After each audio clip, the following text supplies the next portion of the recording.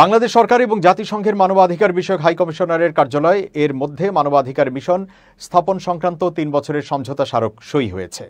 দেশে মানবাধিকার সুরক্ষা ও উন্নয়নে সহায়তা দেওয়া এই মিশনের লক্ষ্য বলে জানিয়েছে সরকার। প্রধান উপদেষ্টার প্রেস উইং থেকে এক প্রেস বিজ্ঞপ্তিতে এই তথ্য জানানো হয়।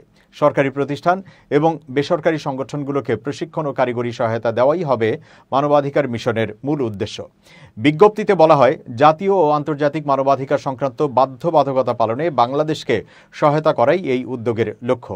আর সেজন্য দক্ষতা, আইনগত সহায়তা এবং প্রতিষ্ঠানগত সক্ষমতা বাড়াতে কাজ করবে মিশন।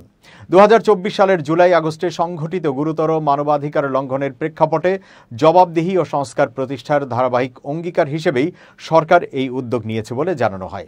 বিজ্ঞপ্তিতে আরও বলা হয়, আমরা জানি জাতিসংঘের মানবাধিকার সংস্থাগুলোর আদর্শিক দৃষ্টিভঙ্গি নিয়ে বাংলাদেশে কিছু গোষ্ঠী উদ্বেগ জানিয়েছে, কারণ বাংলাদেশের সমাজ ব্যবস্থা গড়ে উঠেছে শক্তিশালী সংস্কৃতি ও দৃঢ় ধর্মীয় বিশ্বাসের ওপর ভিত্তি করে।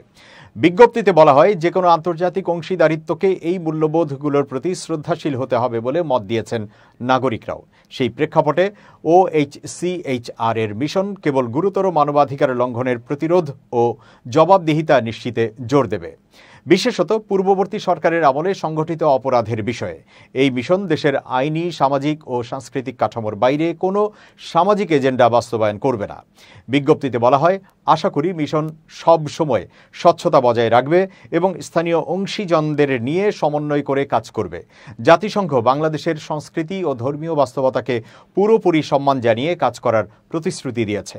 সরকার স্পষ্ট করে উল্লেখ করেছে, জাতীয় স্বার্থের সঙ্গে সামঞ্জস্যপূর্ণ না হলে সার্বভৌম কর্তৃত্ব অনুযায়ী যে কোনো সময় এই চুক্তি থেকে সরে আসতে পারবে বাংলাদেশ।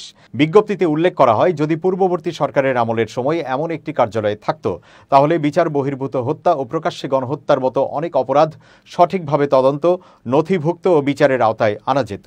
শেষে বলা হয়, মানবাধিকারের প্রতি আমাদের অঙ্গীকার আদর্শে নয়, ন্যায়ের ভিত্তিতে হতে হবে।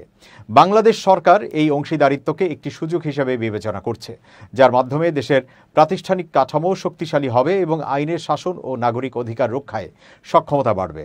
এটি আমাদের মূল্যবোধ, আইন এবং জনগণের প্রতি দায়বদ্ধতার ভিত্তিতে পরিচালিত হবে।